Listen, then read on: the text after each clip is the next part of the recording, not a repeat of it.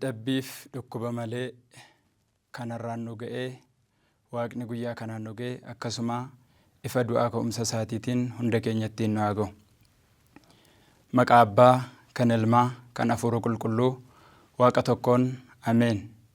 Biyya alaaf biyya keessaa kan jirtan hundi keessan maatiin Waaqayyoo iddoo adda addaa taa'uudhaan sagaleen kun kan isinitti darbaa jiru bakka jirtanitti nagaan isiniif haa baay'atu. Hundumaa dabarsee guyyaa kanaaf saatii kana kan nuu kenne Waaqa abboota keenyaa kan ta'e Gooftaa keenya Iyyasuus Kiristoos maqaan isaa kan eebbifameef kan galateeffame nuuf haa ta'u.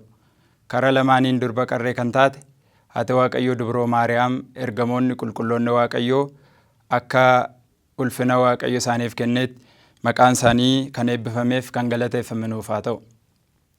Akka fedhaa fi eeyyama Waaqayyootti guyyaa har'aa kana kan nuti waliin barannu torbee dhukkubbii kana keessaa ayyaana fannootiin kan wal ilaallatu ergaa qulqulluu Phaawulos gara warra Qorontositti ergee isa lammataa boqonnaa 5:14 irra kan jiru ta'a.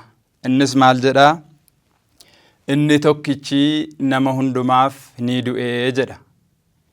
Waaqayyoo jecha kanaan bakka teenyu teenyee akka waliin barannu Waaqni Hafuura Qulqulluu hunda keenya nu haa barsiisu. Inni tokkichi nama hundumaaf ni du'e.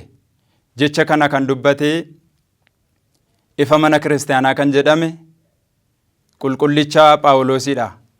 Yeroo baay'ee manni kiristaanaa keenya seenaa isaa gabaabinaan ni barsiisti. Phaawulos jechuun yeroo jalqabaatii fi Saa'ol kan jedhamuuf ari'ataa kiristaanotaa yookiis immoo warra dubbii Waaqayyoo lallabanii kan ture gosa Biniyaam keessaa kan dhalate lammii Ayihudiidha. Haa ta'u malee Phaawulosii iddoo Damaasqoo jedhamutti Waaqayyo guyyaa tokkotti mul'atee maaliif na ari'attaa jedhannaan innis immoo ati kan na waamtu eenyu jedhee deebisee ture. Waaqayyo gooftaan keenyas ana Iyyasuus Naazirichaa deebii jedhuuf kenneefiira. Kanaaf qulqulluun Phaawulos guyyaa kanaa kaasee Saa'ol namni jedhamu kun achi Damaasqoodhaa utuu xalayaa ariisaa baatee deemaa jiru kiristaanota balleessuuf hidhuuf utuu baatee jiru Saa'ol karaa kanatti humni Waaqayyoo gatti mul'ate Hanaaniyaa nama jedhamuun durfamee akka cuuphame akkasumas immoo qodaa Waaqayyoo akka ta'eef ergoota gurguddaa 14 mana kiristaanaatti akka barreesse seenaan isaa hin dubbata. Isaan kana keessaa garuu qulqulluun Phaawulos ergoota gurguddaa 14 keessaa Qorontositti ergoota 2 erge. Egaan Qorontos jechuun magaalaa Giriikidha. Akkasumas immoo Qorontos jechuun magaalaa Akiyaayaa kan jedhamtu guyyaa har'aa kana Qorontos kan jedhamtee waamamtu Giriikii jedhamtee kan waamamtudha. Haa ta'u malee qulqulluun Phaawulos ergoota gurguddaa 2 barreesse kana dura ega Waaqayyo isa waame, ega Damaasqootti waamame, ega Hafuura Qulqulluudhaan rukutame, Waaqayyo ega ifa kenneefi Iyyasuus Kiristoos gooftaa ta'uusaa isa kaleessa ari'achaa ture har'a ari'atamuufi isa kaleessa dubbii isaa warra geggeessan hunda hidhaa ture har'a hidhamuufi filatee Waaqayyo itti mul'annaan biyya Giriikiin dhaqee imala isaa hafuuraa lammaffaa irratti akka inni dhaqee lallabe hojiin ergamootaan itti dubbata. Boqonnaa 16 lakkoofsa 1 irraa kaasee Phaawulos biyya Giriikiin dhaqee Ximootiyoos wajjin akka lallabe seenaan isaa nutti dubbataa jechuudha. Egaanii guyyaa kana qulqulluun Phaawulos Giriikiin galee Iyyasuus Kiristoosiin dhaloota isaarraa kaasee hanga du'aa ka'umsa isaatiitti karaan dhugaan jireenyi isa malee akka hin jirre itti lallabeera. Haa ta'u malee magaalaan Qorontos Akiyaayaa jedhamtu Giriik keessa jiraattu kun namoota gosa garaagaraatiin kan jiraattuu fi biyya daldalaan mijattuu turte. Namoota baay'eetu achi jiraata. Ayihudonni hin jiraatu, Oromoonnis hin jiraatu. Akkasumas immoo biyyi kun filosoofii yookiis immoo beekumsa addunyaatiin biyya baay'ee fagaattee turteedha. Beekumsi addunyaa kun sababa Waaqayyoo irraa isaan buteef Waaqayyoon gananii Waaqayyoon hin beekan turan lallaba Phaawulosiin amananii gara Waaqayyootti deebi'anii cuuphamaniiru. Egaan Phaawulos guyyaa sanaa kaasee amansiisee kiristaanota ega jabeessee booda magaalaa Efesoonitti deebi'ee lallaba isaa jalqabe. Haa ta'u Efesooniin taa'ee jareen kun warroonni Waaqayyoon amanan magaalaa Qorontosiin keessa kiristaanonni jiraatan kun hundi isaanii isa kaleessa lallaba Waaqayyoo sagalee Waaqayyoo dhaga'anii Phaawulosiin fudhatanii isa amanan wangeela Kiristoosiin isa amanan irraa goranii guyyaa har'aa kana wal morkiin isaan gidduutti dhaga'amee jira. Kanaaf ergaa isa jalqabaa wanta gurguddaa sadiif isaaniif barreesse. Ergaan inni jalqabaa Qorontos kun inni jalqabaadhaa. Jarri kun tokko hinaaffaatu gidduu isaanii ture. Hinaaffaan maal kan jedhu an kan Phaawulos, an kan Aphiloosii, an kan Keefaatii, kan Kiristoos jedhanii wal qoqqoodu turan. Inni lammaffaa immoo gocha hin taane nama godhetu jira. Gochi hin taane kunis maanni ejja nama haadha manaa abbaa isaatii dhaalee fi nama wajjin jiraatu ture jedha. Tokkoffaa immoo Qorontos boqonnaa 5 irratti nutti ibsa jechuudha. Inni sadaffaa immoo du'aa ka'umsi hin jiru jedhanii kan mormantu jira.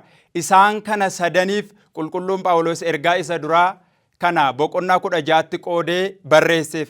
Haa ta'u ergaan inni lammaffaan har'a waliin ilaallu kun garuu Phaawulosii jarreen sun ergaa isa duraa amananii fudhatanii gaabbii galaniiru.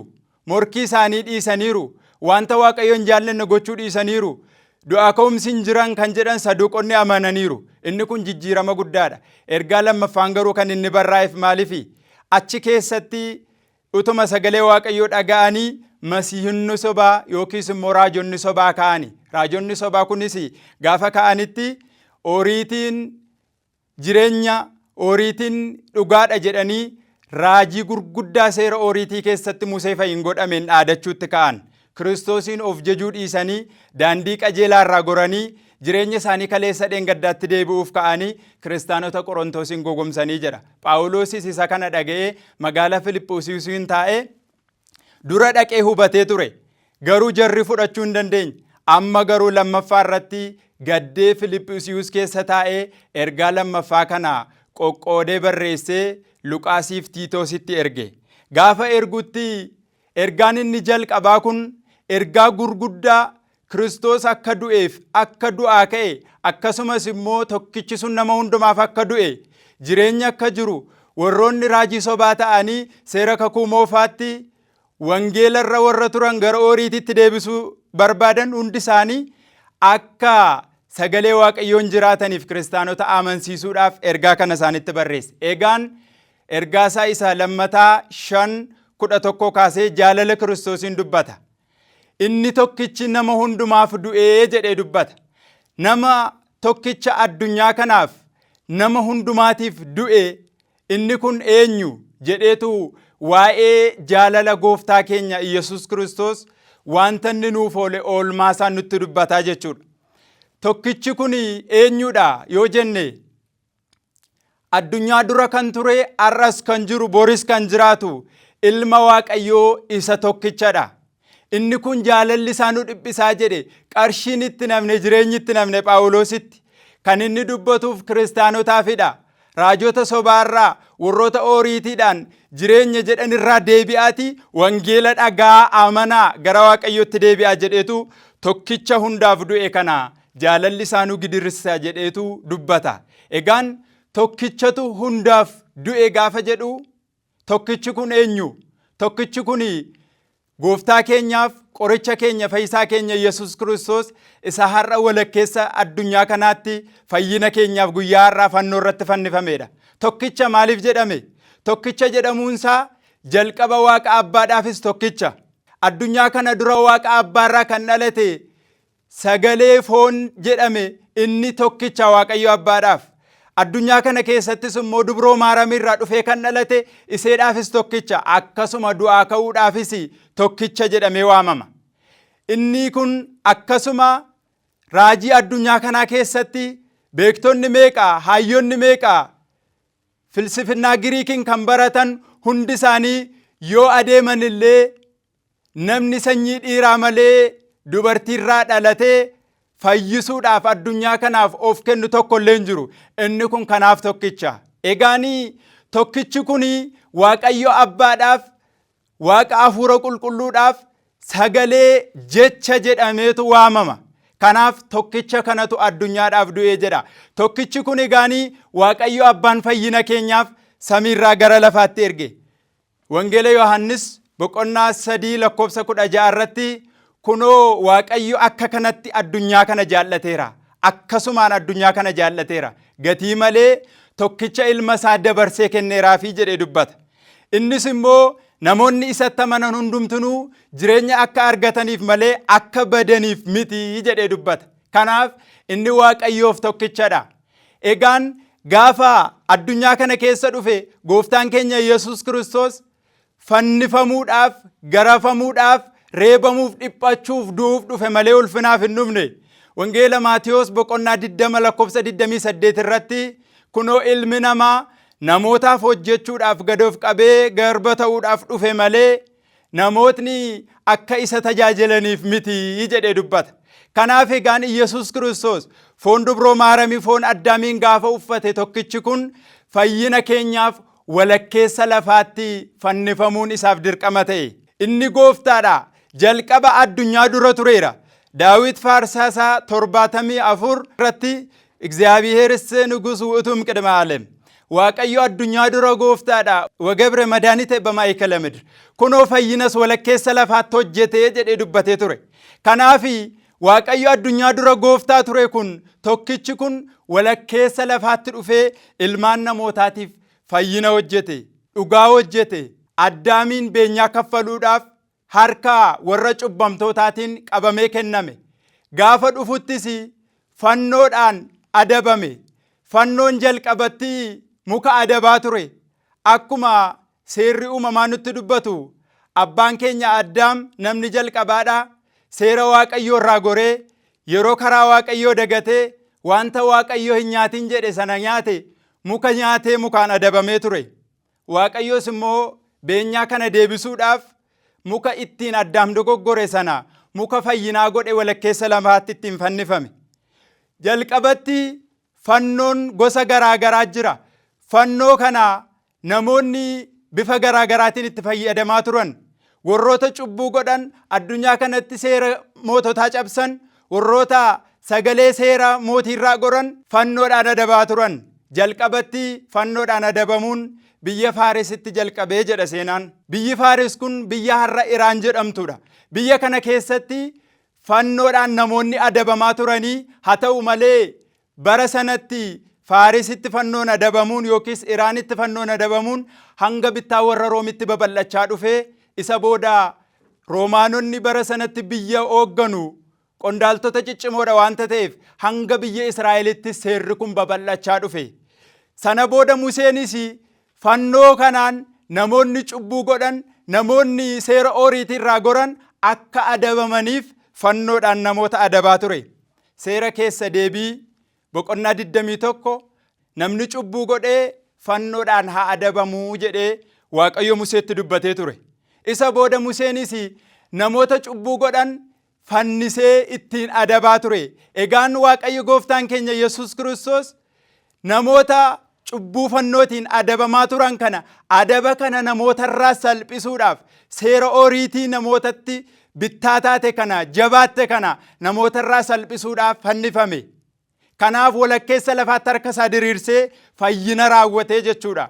Otoon hundu'in dura kana fannoodhaan kan inni adabameef kanaaf. Galaatiyaa boqonnaa 3 lakkoofsa 13 irratti namni cubbuu godhe hundumtuu fannoodhaan adabama erga ta'eeti Kiristoos maaliif fannoodhaan adabame jennee yoo gaafanne qulqulluun Phaawulos Galaatiyaa 3:13 irratti gaafa dubbatu maal jedha? Inni seera nurratti barraa'e hunduma isaa fannoodhaan bakkaa balleessee adaba keenya fudhatee jedhee dubbata. Kanaaf egaan fannootti fannifamuun Kiristoos sababa namootaatti bittaan itti jabaateef, sababa Addaamis jalqaba mukaan adabameef muka kana muka eebbaa gochuuf walakkeessa lafaatti lafaan kaakee samii hankaakee fannifame. Kana jechuun warra samiirra jiraniifis gooftaan isaanii anaa jedhe.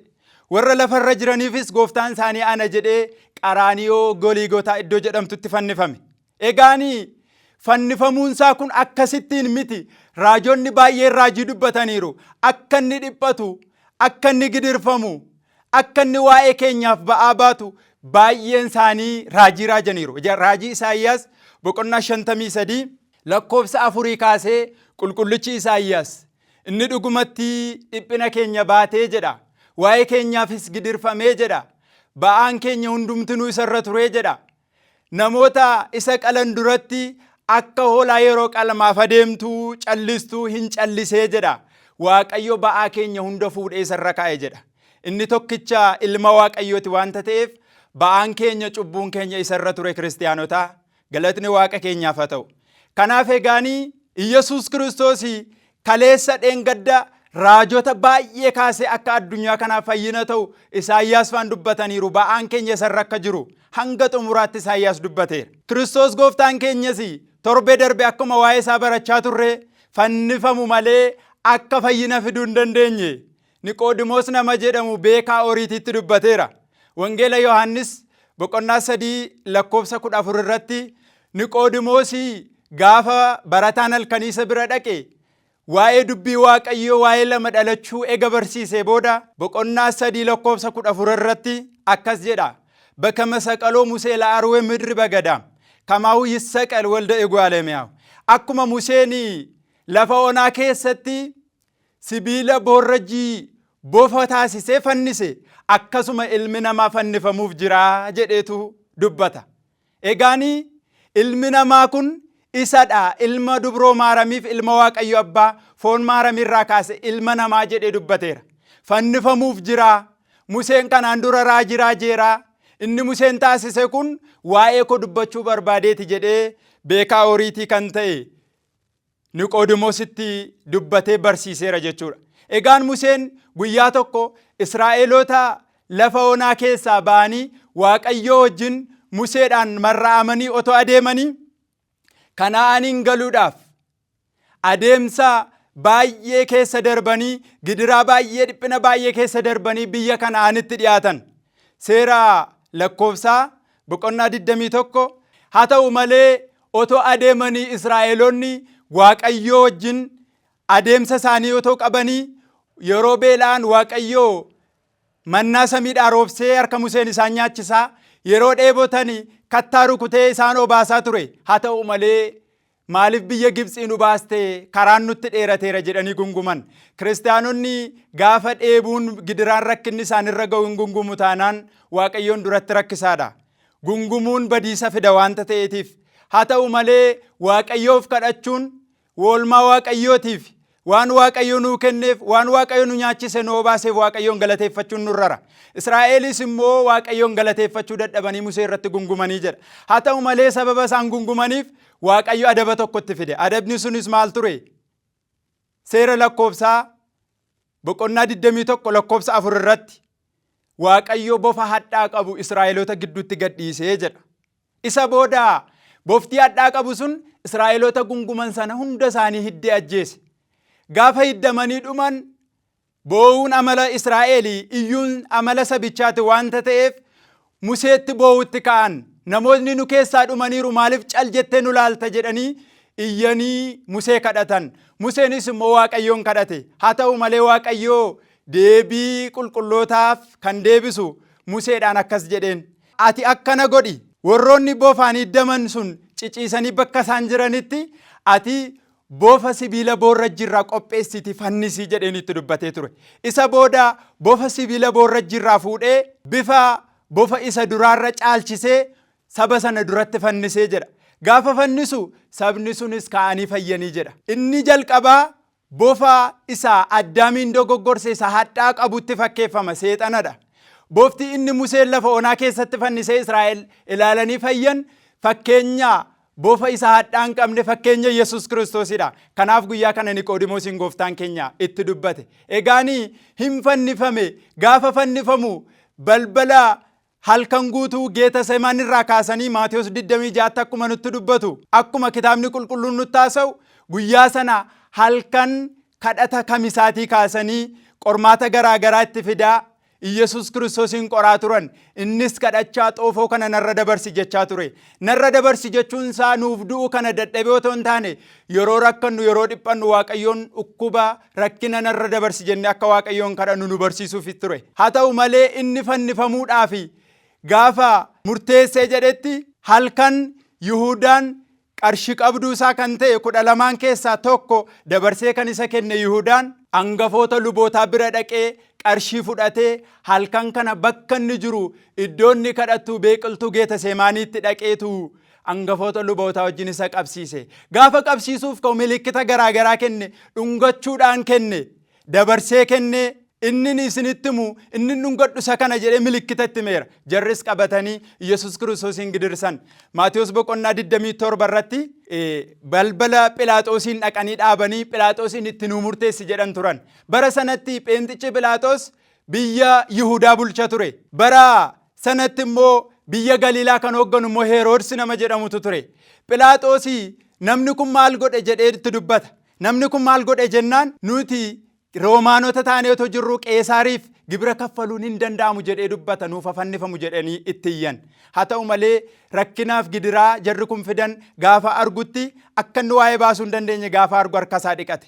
Egaan innis immoo walakkeessa lafaa Qaraaniyootti dhaqee ilmaan namootaa kanaaf hin fannifame. Fannifamuun isaa kun gidiraa nurraa buusuufidha.